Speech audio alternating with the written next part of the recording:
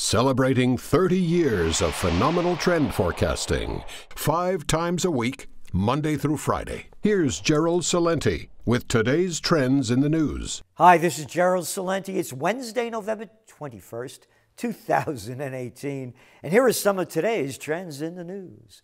On the market front over there in Asia, Nikkei's down just a little bit. In Shanghai and Hang Seng laying flat. Over there in Europe, everything's up a little bit after a couple of bad days in the USA. Over here, the Dow is up over 200 points, closed flat.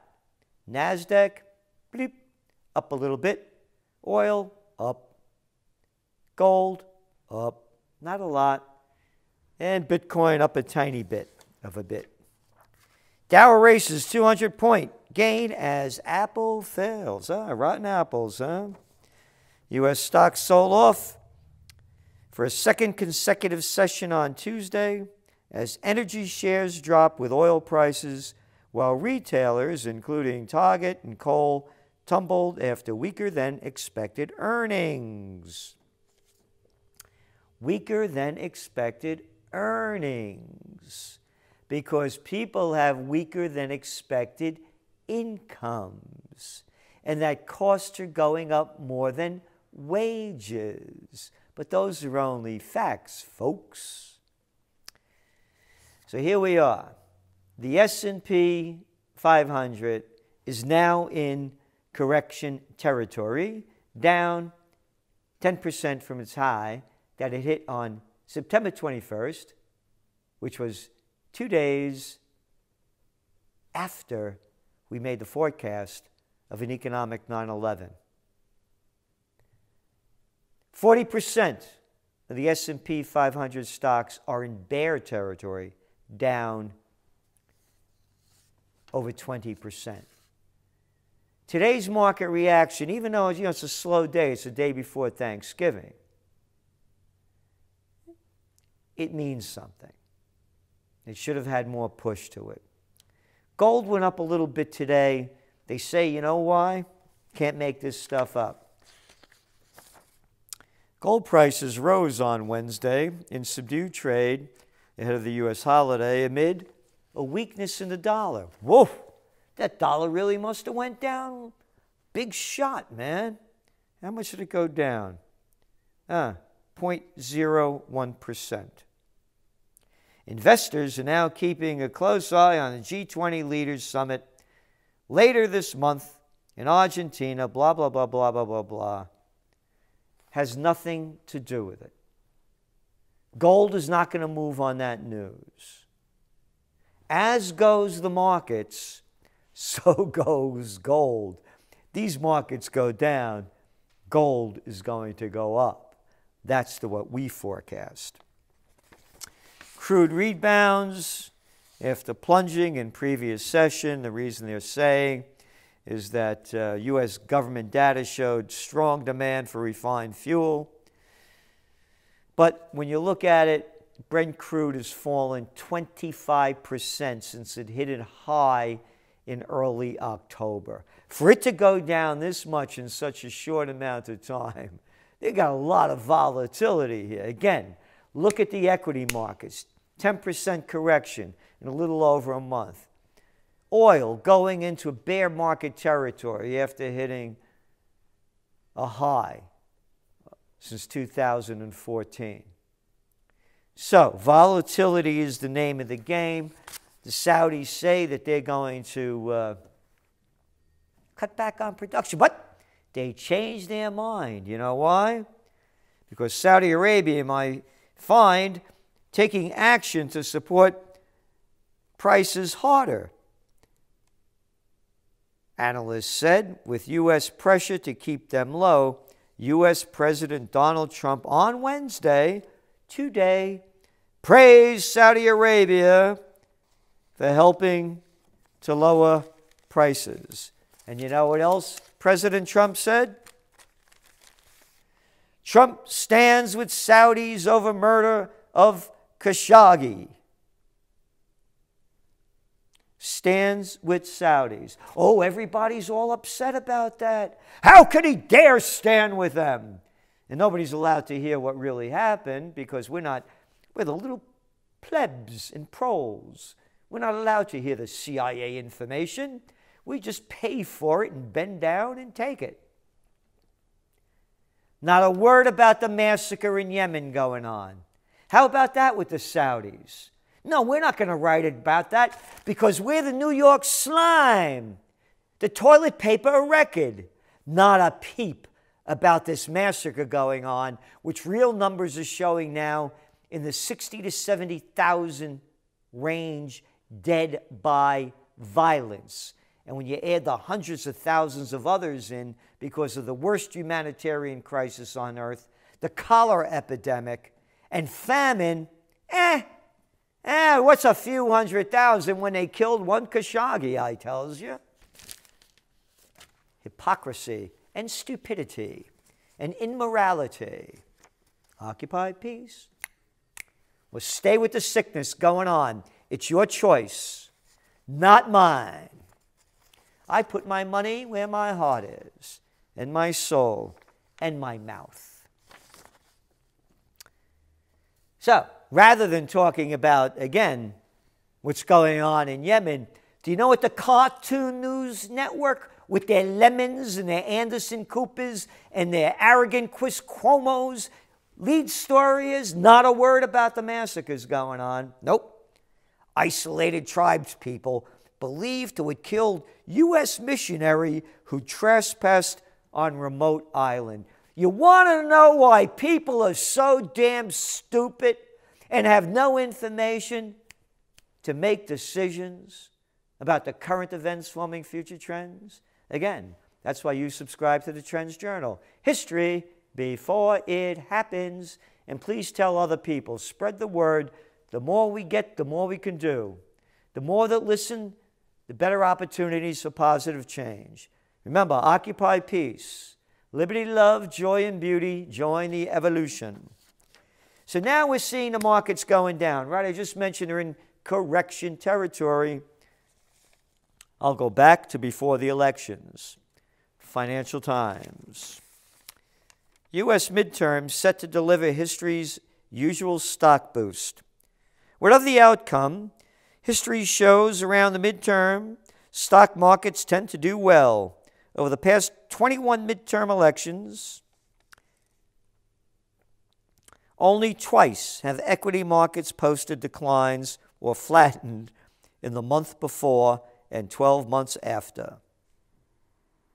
Instead, stocks tend to gain roughly 25% during that period. But I guess this is one of the one or two times that that's not happening because global equity markets tumble as tech sell-off wipes $1 trillion from FANG stocks.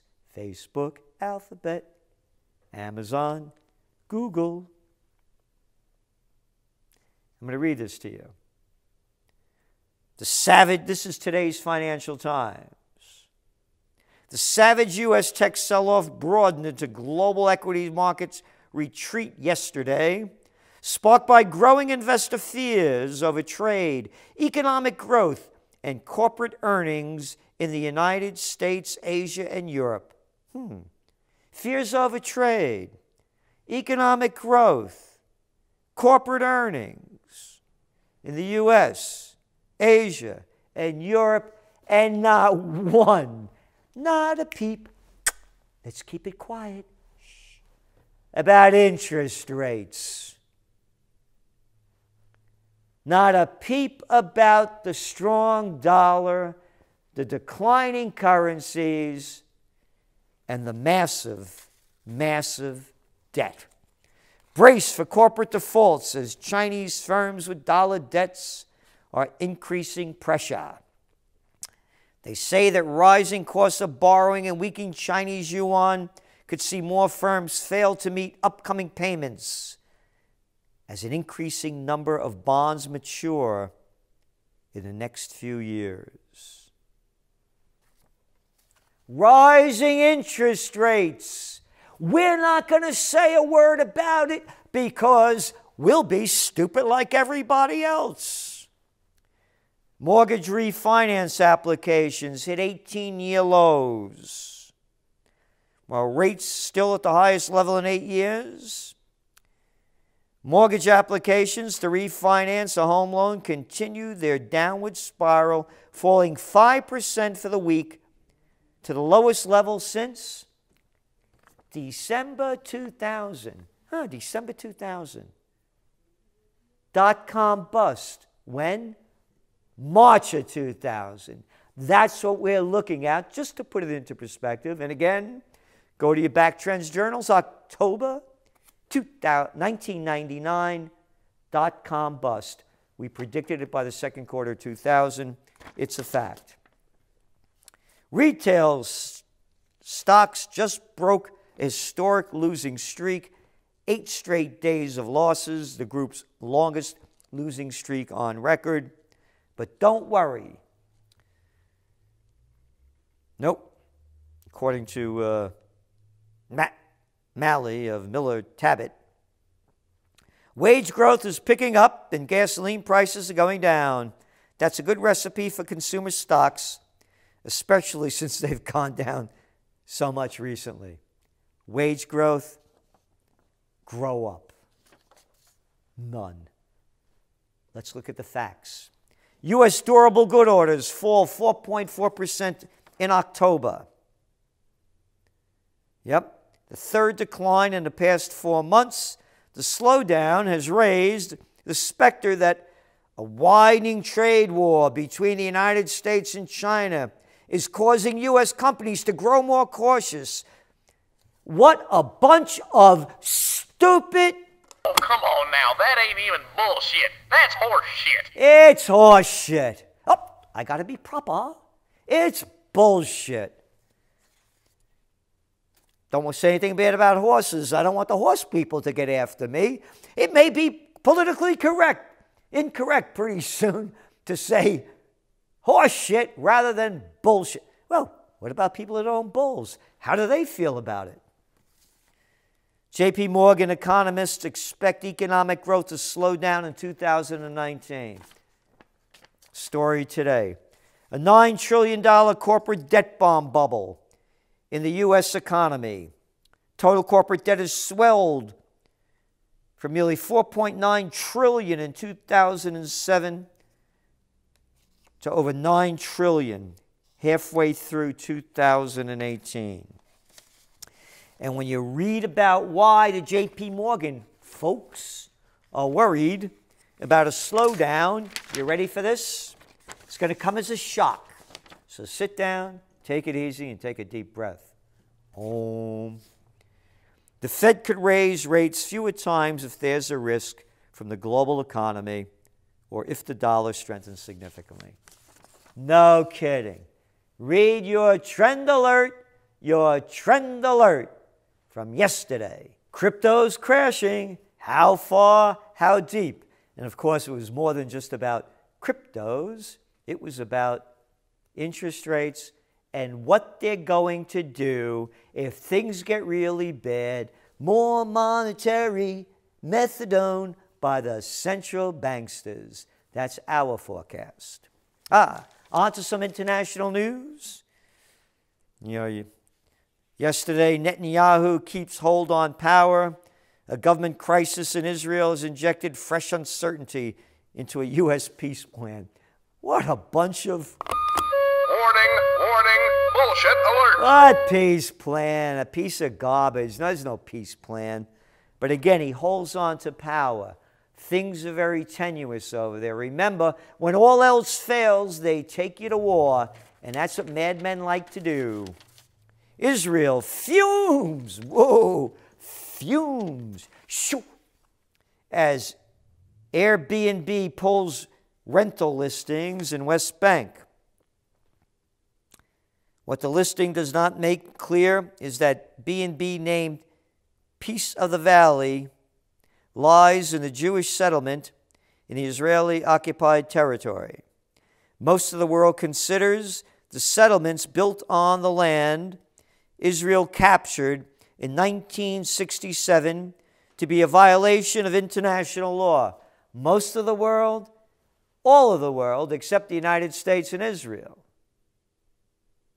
But remember, God gave them that land.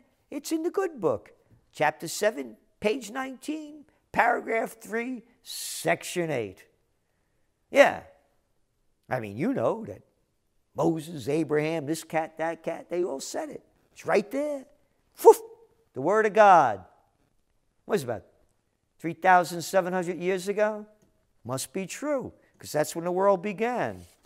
Cave contains world's oldest figurative art, dating back over 40,000 years.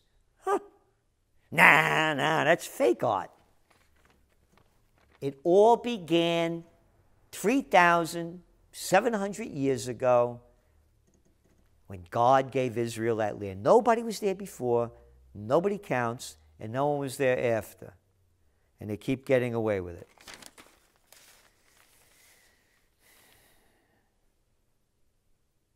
Remember, occupy peace. Let's stop this madness and the madmen and mad women that are leading us into disaster. Tomorrow is Thanksgiving. We won't be here. And I won't be here. Checking out for a while. Be gone for 2 weeks. Be back on Trends in the News on December 10th. So in the meantime, have a happy Thanksgiving and pace e amore, peace and love. This is Gerald Celente, and that's some of today's Trends in the News.